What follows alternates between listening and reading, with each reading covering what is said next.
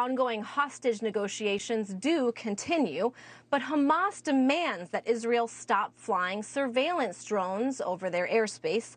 And they say that they need to do this, but they want to do it during a pause in military operations in exchange for freeing hostages.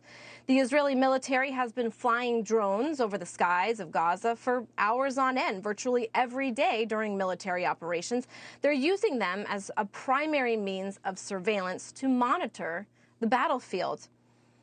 I do want to bring in our NewsNation Robert Sherman. He is live from Israel on the ground as there is ongoing talk about hostage negotiations. Robert, can you tell us what the latest is? Elizabeth, there is such a growing pressure on the ground here in Israel for something to be done about the hostage situation. We're seeing families of hostages marching from Tel Aviv to Jerusalem, a 5-day march to demand the Israeli government do more. There's this feeling among those families that time is of the essence, with their loved ones being in captivity for over 40 days and no deal being in sight.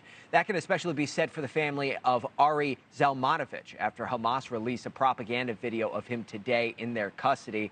He was abducted from kibbutz Nir Oz October 7th, and his family is especially concerned for him because he has medical conditions. The IDF not confirming his status from those videos there. We're making the decision to not show that there. But this week, there were the bodies of 2 hostages that were found near Al-Shifa Hospital. That would be one, Yahulit Weiss, a cancer patient who's in her 60s, and then Noah Marciano, a 19-year-old IDF soldier. Marciano's body was returned and laid to rest today. And then to put all this into perspective, there are some families who have no idea what to expect. That would be the case for Emily Hand. Family thought that she was dead after her kibbutz was burned to the ground, and they had to bring an archaeologist to sift through the ashes in order to determine who was dead and who wasn't.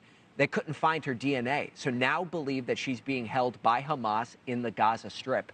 And the big fear that they had was that she would be celebrating her birthday alone, in the dark, in captivity. Today, November 17th, is Emily Hand's 9th birthday. Elizabeth? All right, Robert, thank you so much. It's absolutely unbelievable. In fact, thanks for watching. Go to joinnn.com to find NewsNation on your television provider.